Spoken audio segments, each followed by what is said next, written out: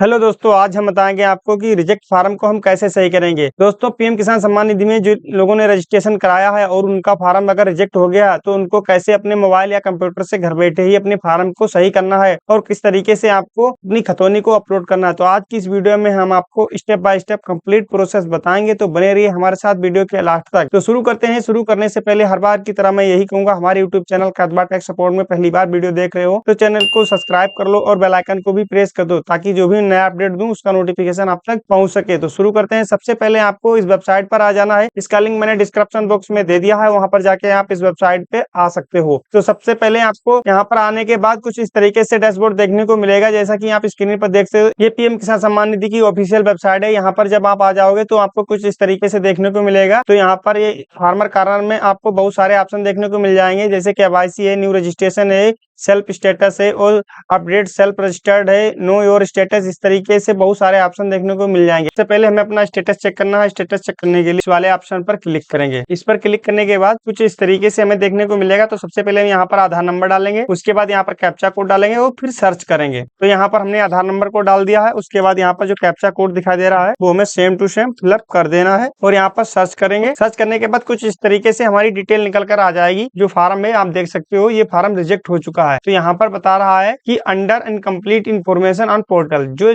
आपने इन्फॉर्मेशन इस पोर्टल पर दी है वो आपकी गलत है। तो दोस्तों, इसको कैसे सही करना है तो आज हम आपको step by step complete process बताएंगे, बिल्कुल भी मिस मत करना। तो जैसे कि आप देख सकते हो, ये रिजेक्ट हो चुका है, इस तरीके से स्टेटस शो हो रहा है। तो अब इसको सही कैसे करना है, तो यहाँ से हम बैक जाएंगे। बैक जाने के बाद फिर से हम मेन पोर्टल पर आ जाएंगे। उसके बाद यहाँ पर हमें अपडेशन ऑफ सेल्फ रजिस्टर्ड वाले ऑप्शन पर क्लिक करना है और यहाँ पर हम आधार नंबर डालेंगे और कैप्चा कोड डालेंगे और सर्च कर देंगे। जैसे ही सर्च करेंगे तो यहाँ पर जो हमने फार्म फिलअप करते समय जो मोबाइल नंबर रजिस्टर्ड किया था उसी नंबर पर ओटीपी भेजा जाएगा। तो यहाँ पर नंबर लिखकर आ गया है। यहाँ पर हम गेट ओटीपी वाले ऑप्शन पर क्लिक करेंगे और यहाँ पर देखिए दोस्तों, जो हमारा नंबर है वो पहले से रजिस्टर्ड है दूसरे पीएम किसान पोर्टल पर, तो ये नंबर रजिस्टर्ड नहीं होगा। तो इसको चेंज करना है। चेंज करने के लिए यहाँ पर हम दूसरा नंबर डाल देंगे। गेट मोबाइल ओटीपी वाले ऑप्शन पर हम क्लिक करेंगे। जैसे क्लिक करोगे जो आपका मोबाइल नंबर होगा उस पर 4 अंकों का ओटीपी भेज दिया जाएगा। ओटीपी आ गया है।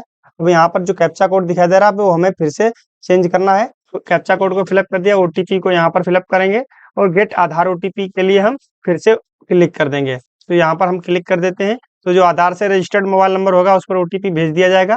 उस ओटीपी को हम यहाँ पर फिलअप कर देते हैं और ये कैप्चा कोड जो दिखाई दे रहा है वो हमें फिर से चेंज करना है। कैप्चा कोड हमने फिर से चेंज कर दिया है और ओटीपी भी हमारा आ गया है। अब हम आधार ओटीपी को यहाँ पर फिलअप कर देते हैं। फिलअप करने के बाद सबमिट फॉर आधार ऑथेंटिकेशन वाले ऑप्शन पर हम क्लिक कर देंगे। इस पर जैसे ही क्लिक करोगे जो आपकी फार्मर डिटेल्स होगी वो यहाँ पर एडिट के लिए खुल जाएगी। तो यहाँ पर हम जो भी हमारी कमियां थी उनको हम सही कर लेते हैं। तो सबसे पहले आपको यहाँ पर सब डिस्ट्रिक्ट, ब्लॉक और विलेज ये डिटेल आपको सही से फिलअप कर लेनी है।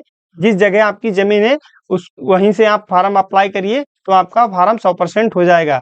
जैसे आप रहते किसी दूसरे गांव में, अगर वहां से कर रहे हो तो आपका फार्म रिजेक्ट जरूर हो जाएगा। तो आपको ये डिटेल सही से फिलअप कर लेनी है। उसके बाद यहाँ पर जो डिटेल्स दी गई है उसको देख लेते हैं और यहाँ पर हमें अपनी आधार जो फार्मर डिटेल्स है उसको एडिट करना है। तो यहाँ पर हम क्लिक कर देंगे तो ये फार्मर डिटेल्स होगी वो हमारी ओपन हो जाएगी। जैसा कि आप स्क्रीन पर देख सकते हो, खाता संख्या, सर्वे नंबर और एरिया, इस तरीके से डिटेल्स हमारी सेव हो चुकी है और यहाँ से हम ऐड कर देंगे। ऐड करने के बाद यहाँ पर हमें अपनी खतौनी को अपलोड करना है। आप खतौनी को पहले से ही स्कैन करके रख लीजिए।